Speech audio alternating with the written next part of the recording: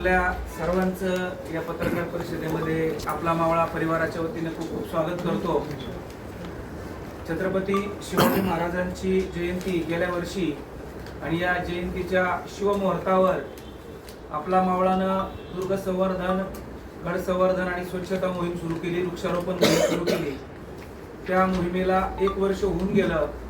आपण महाराष्ट्रातल्या 13 किल्ल्यावरून ही मोहीम राबवली। हे किल्ल्यावर मोहीम राबवत असताना छत्रपती शिवाजी महाराजांनी 365 किल्ल्यावरून राज्यकारभार केला। अनेक किल्ले त्यांनी स्वतः बांधले, काही किल्ल्यांचा जीर्णोद्धार केला, त्या ठिकाणी बांधकाम केलेलं आहे। आणि ही गड किल्ले मोहीम राबवण्याचा उद्देश असा, आपल्या नगर दक्षिणचे लोकप्रिय खासदार डॉक्टर निलेश लंके साहेब यांच्या नेतृत्वाखाली आपला मावळा काम करत असताना छत्रपती शिवरायांनी जो काही आपल्यासाठी दैदिप्यमान असा इतिहास उभा केला, तो इतिहास जगाला वंदनीय ठरलेला आहे। आणि ज्या छत्रपती शिवाजी महाराजांचे विचार आणि कार्यकर्तृत्वाची दखल अखंड हिंदुस्थानानं नाही तर जगाने घेतली, अशा राजांप्रती कृतज्ञता व्यक्त करण्यासाठी आणि छत्रपती शिवाजी महाराजांचे गड किल्ले हे खऱ्या अर्थानं छत्रपती शिवरायांचे जिवंत स्मारक आहेत।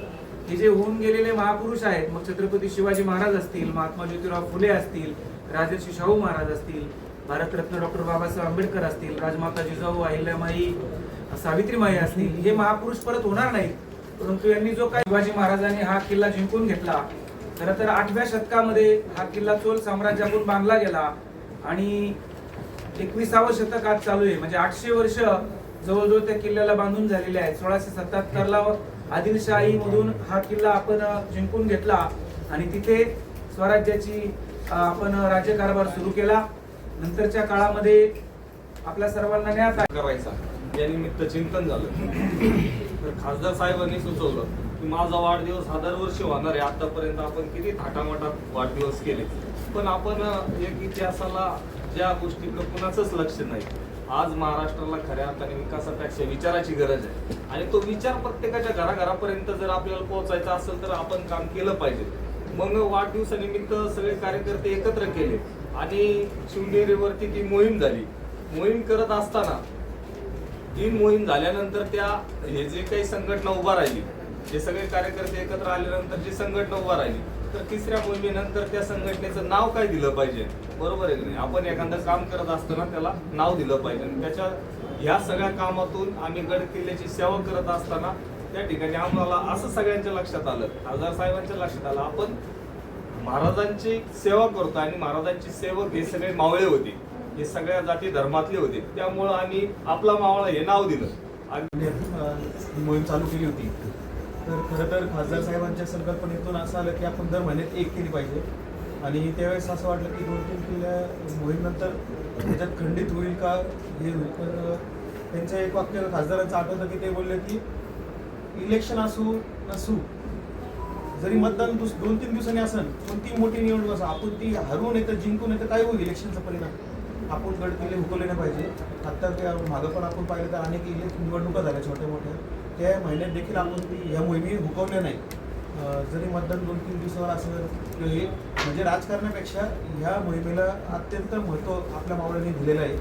आणि तुम्ही जर रेकॉर्ड पाहिलं तर दर महिन्याचे 1 रविवारी आम्ही जातो, त्यासाठी आम्ही एक शिस्तबद्ध केलेलं आहे।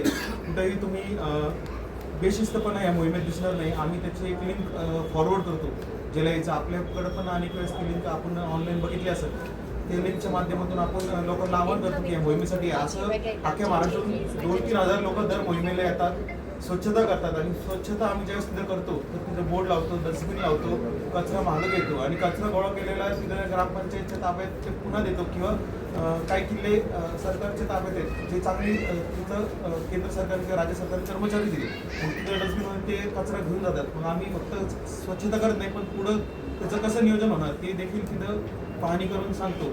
आणि एक आपण महाराजांचं जसं काकडे सरांनी सांगितलं की इतिहास सगळ्यांना माहितीच आहे, पण ज्यावेळेस प्रत्येक गडावर जातो त्या गडाचा इतिहास आपल्याला फक्त स्वच्छतेच्या माध्यमातून नाही तर ज्यावेळेस ते स्वच्छता करायला जातोच, पण आपल्याला ते इतिहास पण लक्षात येतो, ते किल्ल्यांची नावं आपल्याला माहिती पडतात। नाहीतर फक्त आपल्याला माहिती की 365 वर किल्ले महाराजांचे आहेत, पण त्या प्रत्येक किल्ल्याचं नाव सांगता येणार नाही। आज तुम्ही आमच्या मोहिमेला 2-3 हजारच्या वर लोक येतात। युनेस्कोचे किल्ले घेतलेत, बुदरगड किल्ल्यात एक मंदिर पडलेलं होतं, खासदार साहेबांनी एक पत्र केंद्र सरकारला लिहिलं की आम्ही तिथे आंदोलन करू जर निधी नाही देत तर त्याचं आत्ता 20 दिवसासाठी 5-5.5 कोटीचा निधी हे संवर्धनासाठी आलेला आहे. म्हणजे ही जनजागृती साहेबांनी केलेली आहे. आणि लोकसभेत देखील आपण पाहिलं तर त्यांनी गड किल्ल्यांची जे जपणं त्याच्यासाठी निधी आवश्यक आहे हे देखील त्यांनी आपल्या संसदेत मांडलेलं आहे. पण 2025ला आपला मावळा नावाची एक संघटना आम्ही त्या ठिकाणी सुरुवात केली. त्या संघटनेचा हेतू हा की आपल्या आयुष्यातला आपल्या महिन्यातला प्रत्येक एक दिवस आपल्या राजांसाठी द्यायचा. तुम्ही पाहिलं असं आपल्या राज्यामध्ये नव्हे देशामध्ये राज्यामध्ये नाही देशामध्ये प्रत्येक शुभ कार्याची धार्मिक कार्याची सामाजिक कार्याची सुरुवात छत्रपती शिवरायांचं नाव घेऊन आपण करतो. पण त्या राजांच्या गड किल्ल्यांकडे आपलं काहीतरी दुर्लक्ष झालेलं आपल्याला पाहायला मिळालं.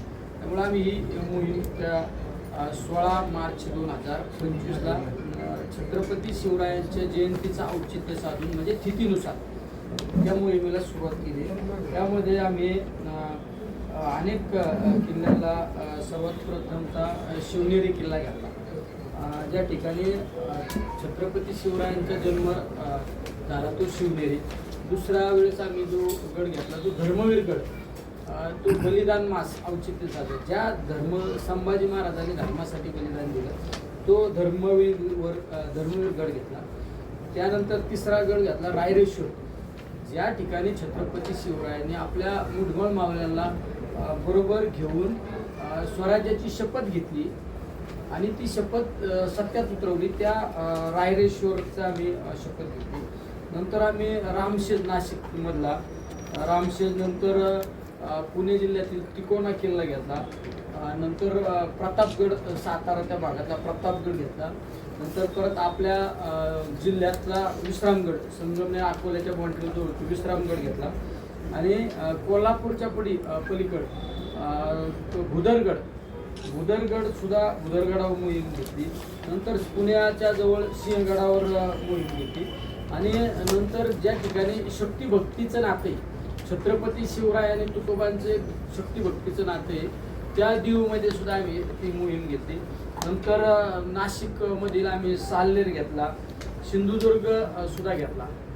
सिंधुदुर्ग घेतला. मागच्या महिन्यात पुण्यामध्ये लोहगड घेतला. आणि आता ह्या महिन्यामध्ये जिंजी आम्ही प्रत्येक महिन्याच्या एका रविवारी घेतो. पण हा एक रविवार न घेता आम्ही एक मेच्या दिवशी आम्ही जो घेतोय. त्यामागे कारण एक की तो महाराष्ट्र दिन आणि स्वराज्याच्या जी राजधानी होती त्यामध्ये स्वराज्याची पहिली राजधानी होती रायगड, दुसरी राजधानी होती तुमची रायगड, दुसरी होती राजगड, रायगड आणि तमिळनाडूमध्ये जिंजी.